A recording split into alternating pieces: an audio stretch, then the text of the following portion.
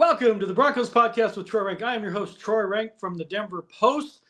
Hope you're having a wonderful start to your week. We're here on Wednesday. You've had hopefully a long Memorial Day weekend, maybe even Friday, maybe even Monday.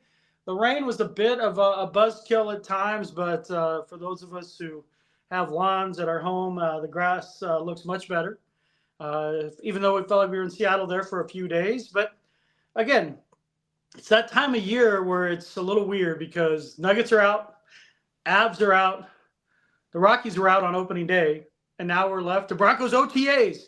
But always with the NFL, there's something a little unexpected that comes up.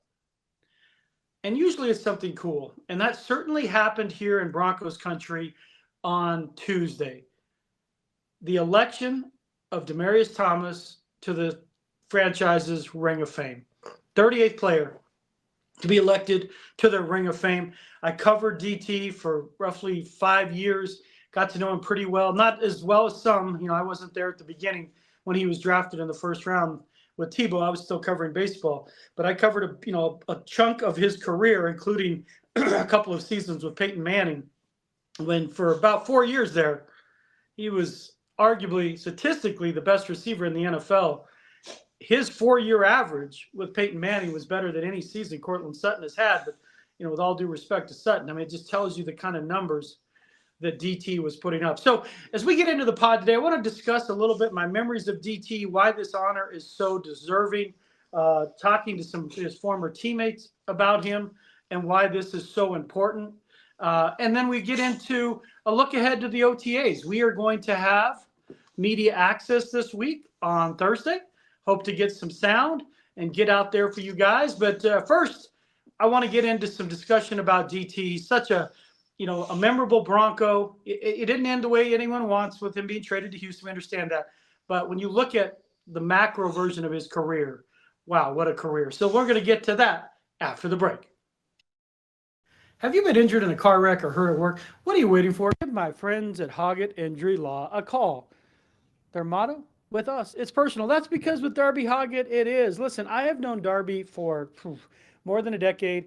Our sons played travel baseball together. We traveled around the country from Texas to Louisiana, California, you name it. Darby and I talked a lot of football on those trips, a lot of Broncos. He's a huge Broncos fan. He's a Wyoming guy, but a huge Broncos fan. He encouraged me to do the pod. I'm so glad he did. I became his good friend. Many of his clients become his good friend. You don't even have to pay Darby up front.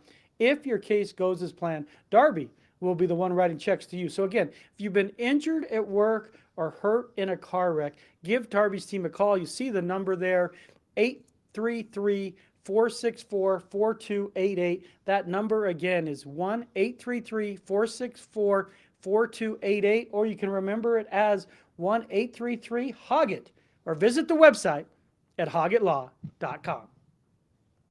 Welcome back to the Broncos Pod with Troy Renck again. I'm your host, Troy Renck from the Denver Post. You can find all my columns on the Broncos and other sports if you'd like at denverpost.com/sports. Then look for columnists.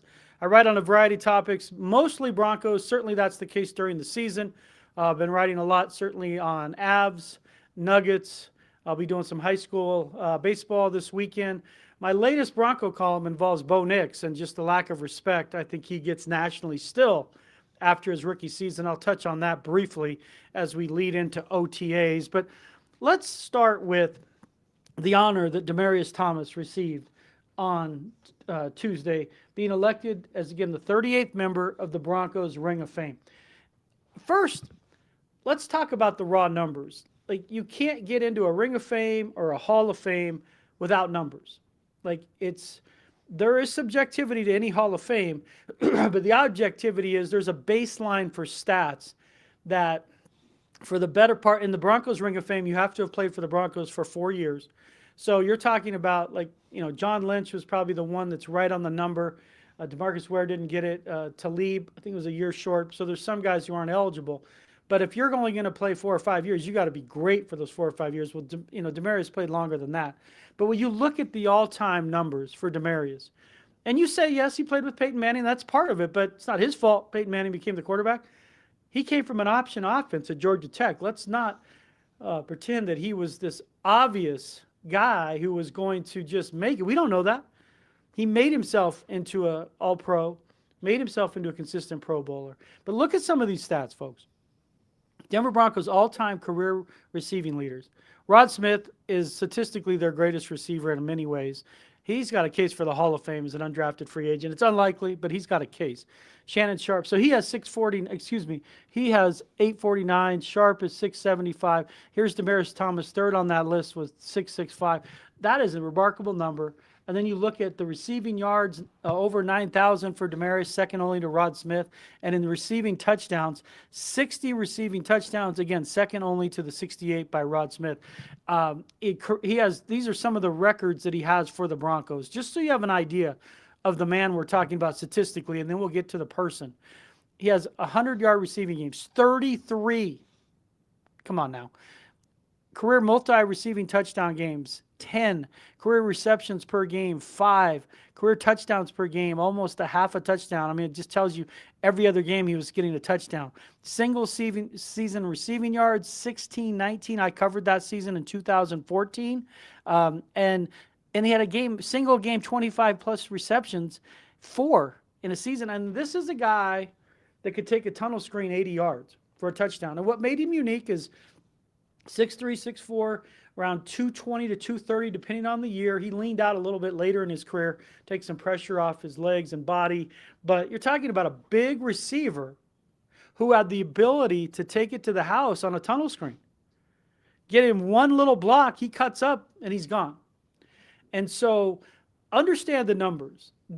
He was elected on his first year of eligibility, and it's so deserving.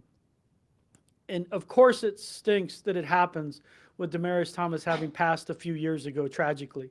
I know he would have really appreciated this honor, just given he was a soft-spoken guy. Stuff like this really did matter to him because he was self-made as an NFL player. He's a first-round pick. That's not the part. But nobody was projecting him to be Pro Bowler, All-Pro, because he came from Georgia Tech, which ran the option. He played with Roman Reigns, I think, briefly in college. He was playing at a college that didn't throw the football.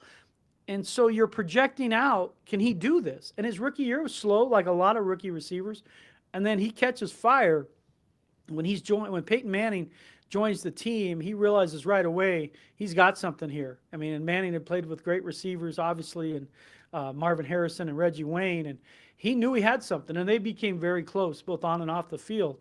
But Demaryius Thomas was always going to be a first-time selection, not have to wait. And there's other players from that Super Bowl 50 team that should be under consideration. You know, Chris Harris certainly belongs there. Von Miller will go in when he retires. When, the minimum, I think the minimum year, I should know this, is 5 years, but he'll go in, obviously. I think Chris Harris should go in as the founding member of the no-fly zone. Derek Wolfe would kind of have a case. The problem is Derek just didn't statistically have the numbers. You'd have to really dig deep. And can you put him in before an Al Wilson and guys before him that are deserving? I think that would be difficult, but he has a case. But I would say Chris Harris, Von Miller from that Super Bowl 50 defense deserve it. But for Demaryius Thomas to go in, joining Peyton Manning, in that group, that Super Bowl 50 team, is very significant. Understand that the numbers are amazing. They are. It didn't end great. I mean, I was covering the team when it ended. It was awkward because you got Vance Joseph as the head coach going out to press conferences saying that, yeah, Demaryius Thomas isn't going anywhere. He's not getting traded. And then, 2 days later, he gets traded to the Texans. And then like a week later or 2 weeks later, he's playing in Denver with the Texans. It was weird. I mean, he was toward the end of his career. So the trade in some ways made sense because, they're trying to move into their younger guys. And Demaryius at that point didn't have the role he used to have. And he was getting, fans were on him for some of the drops. That's all part of it. But I would encourage you, Broncos country, and most of you are great about this. Look at the macro. Look at the macro view of this. That you think of one drop or you think of here's what I would tell you about Demaryius Thomas. This guy's an absolute gamer. Absolutely loved by his teammates. Because some of the stuff that you did not see at practice in the locker room, he's a leader. There's a reason he was a captain and so well respected. I saw that guy in so much pain so often and he barely missed reps, let alone a practice. He never took the NFL for granted in that way. So you got a guy who's tough, who plays. He's a big guy, gets hit a lot because of his size. Rarely missed practice. Spent time after practice working on stuff. And then toward the end of his career, he was a guy that would bring young players aside. He'd be doing a drill. He'd see a young guy do it. A young guy, frankly, that probably had little chance to make the team. So if you're saying, oh, it's eyewash, he's taking the rookie, putting his arm around the rookie. No, that wasn't Demaryius. He would just help a young guy out because it was the right thing to do. He wanted to pass along his knowledge. And in that way, Demaryius Thomas was a bit of a technician. You would never know it. He never talked about it. You just have to watch the film and watch the games. But inside the locker room, there was a respect for him that was really unique. Some of which Sutton has earned too through the years because of his toughness, ability to show up. But Demaryius, again, was putting up monster numbers. You're talking about a top 100 NFL player, a couple times All-Pro. He's not a Hall of Famer, but he's, one of the better players of his generation at receiver statistically. Certainly for a 4 or 5 year period, he is in the top 2 or 3 of that era from, 2012 through 15-ish, 16-ish. I mean, he was an absolute monster statistically. But don't look at DT just for the numbers. As you reflect on him today or tomorrow, or specifically on October 19th, when the Broncos come back to from London, they're going to do a celebration of the Super Bowl 50 team. It would be, a 10-year anniversary at that point of that team. And they will, at that point, officially induct, he's been elected, officially induct Demaryius Thomas into the Ring of Fame. It'll be great to have those players around to be the voice for Demaryius Thomas, from Brandon Marshall to Chris Harris to Emmanuel Sanders, certainly Peyton Manning. Manning's established a scholarship in Demaryius' name at Georgia Tech. It speaks to their relationship. And I do want to bring that point up. When I talk about Demaryius off the field, when I saw him at community events and the way he connected with fans, especially young fans and kids, he always had time with them. He was a guy, get down on a knee and look a kid straight in his eye. And if he's at the Demaryius Thomas football camp, he wanted this youngster to have this kind of memory.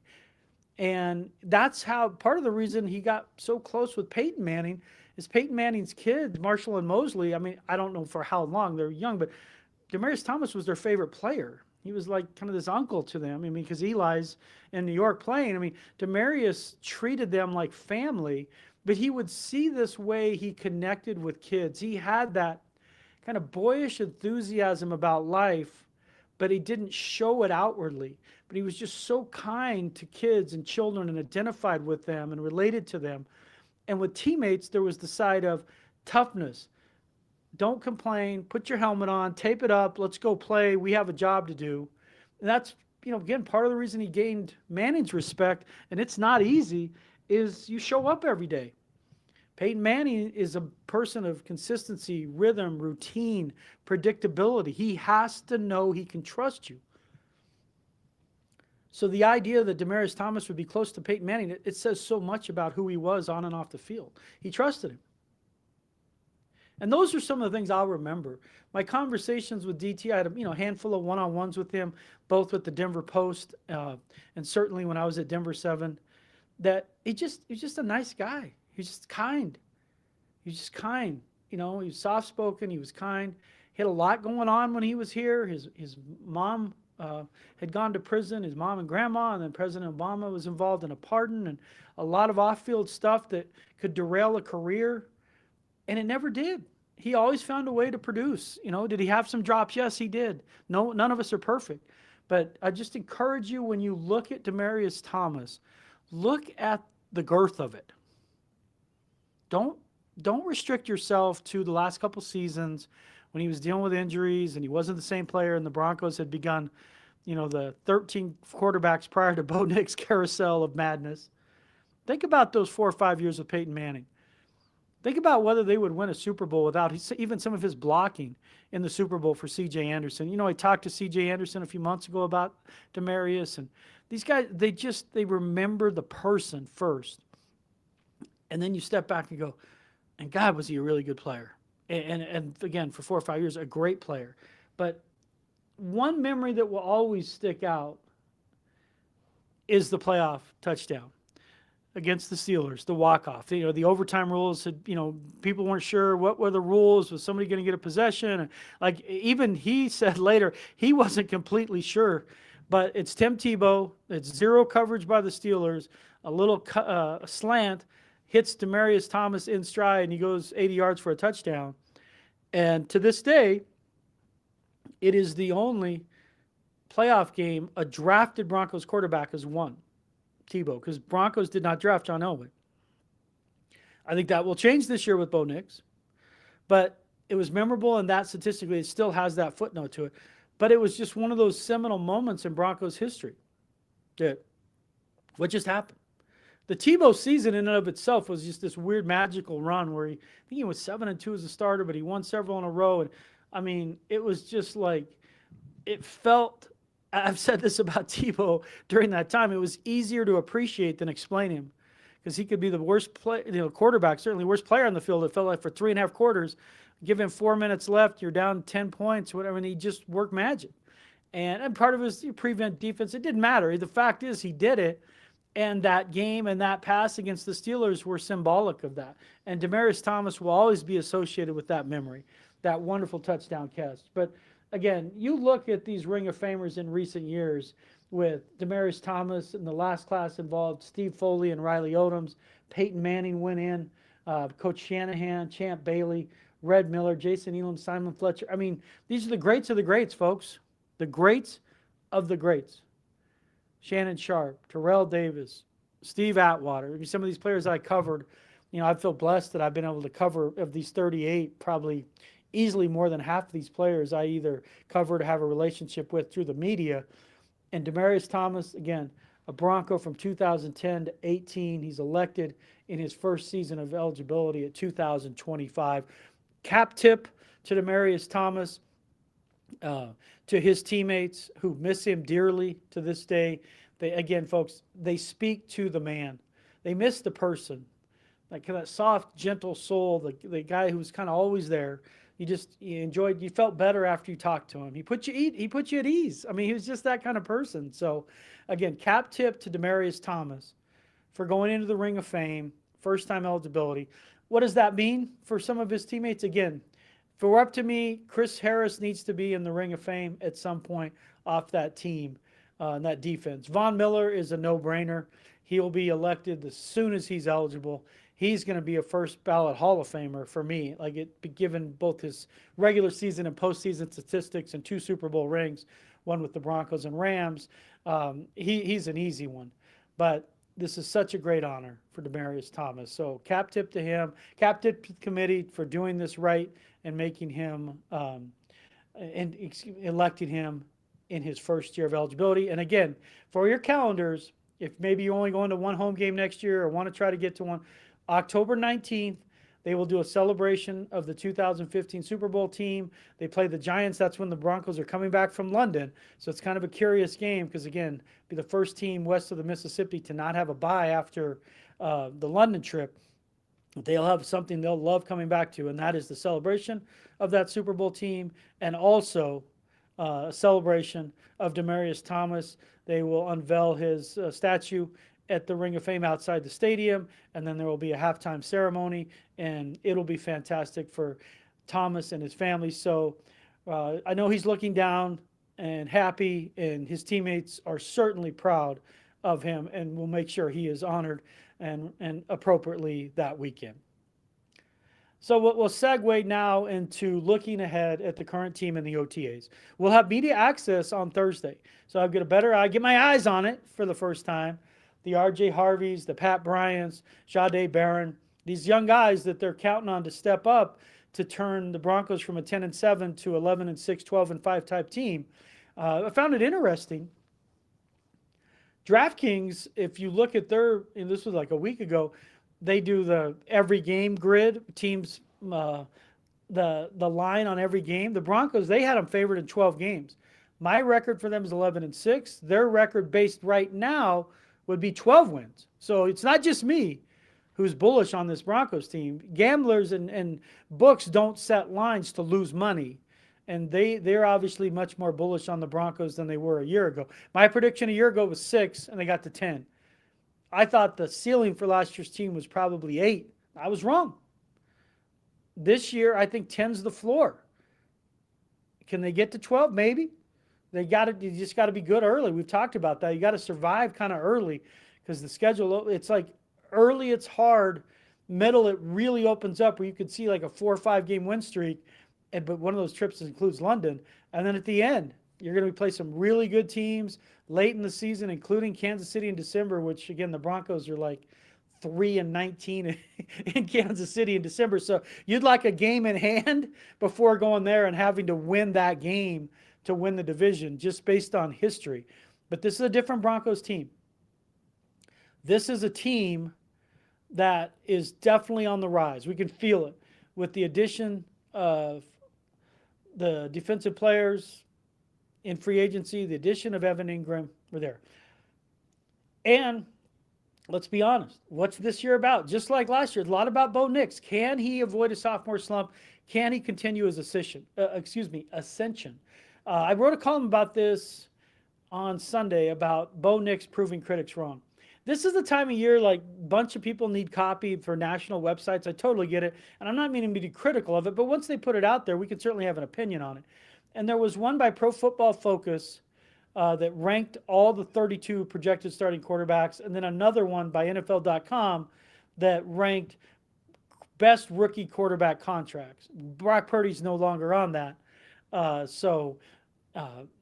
In that case, Bo Nix will move up. But if we go to Pro Football Focus, they had the different tiers, like 7 tiers, beginning with the elite, which is Mahomes, Allen, Burrows, Lamar Jackson. I don't think any of us disagree that that's the top 4. Obviously, Lamar Jackson and Josh Allen at some point have to win a Super Bowl if they're going to be considered all-time great.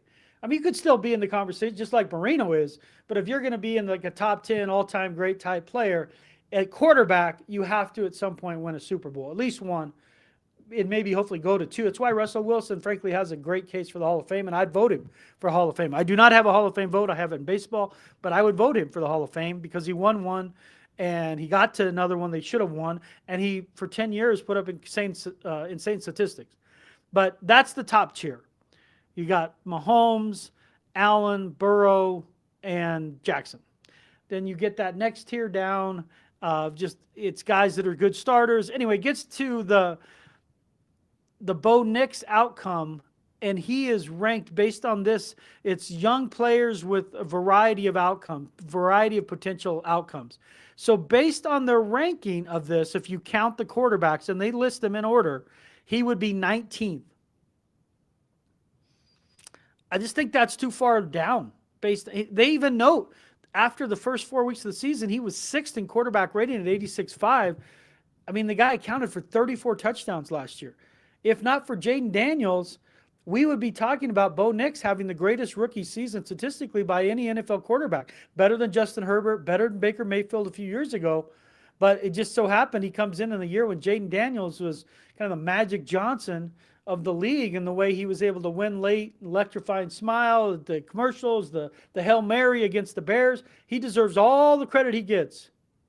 But lost in that is the fact that Bo Nix had a really remarkable season after that clunky first month. And he was doing it while he dropped back. His drop back rating and drop back attempts was in the top 5 almost the entire year. It's not like he was like, oh, they're leaning on the run game. And that's kind of my point, was when they rank him 19th with a variety of outcomes, meaning that he could spin backward and have a sophomore slump. I think you have to have context here. One of the reasons I was so bullish on Nix last year is because Sean Payton was so confident this player was going to work. And what does that mean? Of course the coach is. No, but his legacy and Sean Payton's chance to become a Hall of Fame coach, he's already top 20 in wins, is attached to Bo Nix being good. Because if Sean Payton gets Bo Nix and the Broncos to a Super Bowl, he's got a hell of a case for the Hall of Fame. If he wins a Super Bowl, I think he is a Hall of Famer. Obviously, the bounty gate's going to hurt him. We all understand that. But if he wins a Super Bowl with the Saints and a Super Bowl with the Broncos, something that's never been done with the NFC and the AFC teams, I don't know how you could keep him out of the Hall of Fame. But then again, I've watched Mike Shanahan get kept out of the Hall of Fame too. So I'm not going to say he's a lock, but he would have done something nobody else has done. But he was so confident in that. And his legacy, in my opinion, is attached to that. So in that regard, I was like, he's going to make this work. And he put a lot of pressure on Bo. The way he threw the ball, the way he threw a lot on first down, and he at the early in the season, I don't think he really understood what he had as Bo the runner until midway through the season. So to rank him 19th, it's not terrible. But when I look at this, I see Bo Nix having done what he did, 34 touchdowns. Remember, he caught a touchdown when I thought he was the Broncos' best player on the field at Baltimore. They got smoked. But he was great in that game for long stretches, and he was amazing at Kansas City in a game they should have won on a walk-off field goal. That's when you knew, like, you got something here. When he was going on the road and clearly standing out, that's when it's pretty obvious. That's why I wrote after the Chiefs lost, like, they're going to the playoffs. This kid's going to lead them to the playoffs. And I covered John Elway. I covered Peyton Manning. He's not that. I'm not saying that. But 19th, a little low in the ranking. A little low. Because of the fact Javonte Williams led them in rushing with 513 yards. They did not have a consistent running attack. They did not have a rush longer than, 22 yards last year from anybody. Not from Javonte, in terms of the running backs. Not Javonte, not Jaleel, not Estime. Their best big play runner was Bo Nix. 513 yards is the lowest number ever by a Sean Payton leading rusher. So they're going to be better there. They need it to be RJ, the running back from Central Florida. If he's the guy they think he is, the offense is going to open up. You're going to be in play action more. And then, boom, here comes Ingram. Here comes Ingram as a tight end, able to win in the middle of the field. Because last year, if we're being honest, the only guy that Bo Nix trusted on third down and contested catches was Cortland Sutton. Well, now you should have Ingram. You should have Harvey coming out of the backfield. I think Estime is going to be in that mix. I don't know where McLaughlin fits in. I'm not worried about that. You need two of them. Third is, that's gravy if you got it. And what if Marvin Mims is more consistently the player we saw over the last month of the season? So now you have Sutton. You have Mims as a legitimate threat. You got Ingram over the middle of the field. And if the rookie running back is as good as they think, I don't know that he is. I got to put my eyes on him. We're going to have a better read in the preseason.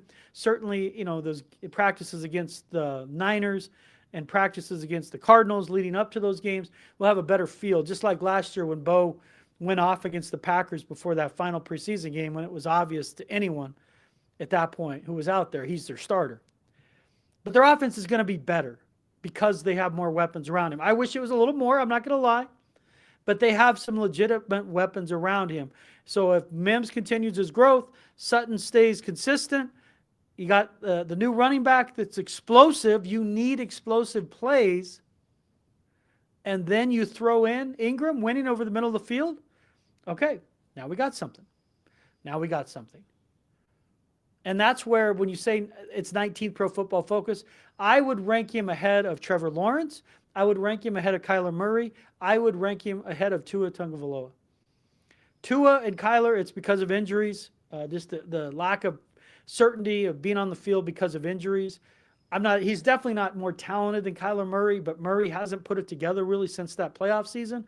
And Tua deals with injuries, and he's a polarizing type quarterback because he's not mobile really at all. And frankly, he can't be at this point because he's, unfortunately, it feels like a concussion could end his career, which I, pray doesn't happen for him. I would rank him ahead of those two, and I'd rank him ahead of Trevor Lawrence. Trevor Lawrence is 2-13 in his last 15 starts with 20 touchdowns and 14 picks. Like, at some point, he's not that guy. I hope he does become the guy we thought he was, but he's not, and he hasn't been for 2 years. Nix, to me, is going to end this season firmly entrenched as a top 15 quarterback. And that's where he was drafted. He was drafted at 12. You're drafting him at that position, saying he's going to be a top 15 player at his position. To be that after year 2 is a year ahead of schedule. And that's why the Broncos, frankly, are a year ahead of schedule. in the NFL.com piece, they say, best contracts for rookie quarterbacks. They had Nick 7. He would move up to 6 because Brock Purdy signed his big deal. They had him behind Bryce Young. Come on. Not Steve. Bryce. Bryce Young was so bad against the Broncos in person. Broncos defensive players were ridiculing him during the game for not throwing more when they were down so they could add to their 2 interceptions. Young finished strong, 10 touchdowns down the stretch after he regained his starting job. I just don't see it with Young long term. I can see he's an NFL starting quarterback. I don't see the upside of Nix, and I certainly don't see the upside given the talents now adding around Nix, the talent of Sean Payton as the play caller as he relates to Nix, which I think is going to involve more running this year. I think Nix is a guy who could be around that 30 to 35 total touchdowns again, because I see a guy who can run for 650, 700 yards, and his 4 touchdowns were tied for the Broncos. Can get to that number, if not more, 5. So as we look forward to OTAs, the one thing we'll be paying attention to is, what does Bo Nix look like? What is it, crisp? Is it what we want to see? I believe it will. Nix has lived here this offseason. He threw out a first pitch at the Rockies game. He's enjoyed some of his time being the Broncos quarterback, as he should. But I think he's ready to continue to ascend. And as he ascends, the team goes with him with better players around him. This, to me, is a team that can certainly end the Chiefs' 9-year run of AFC West titles. They're capable of that.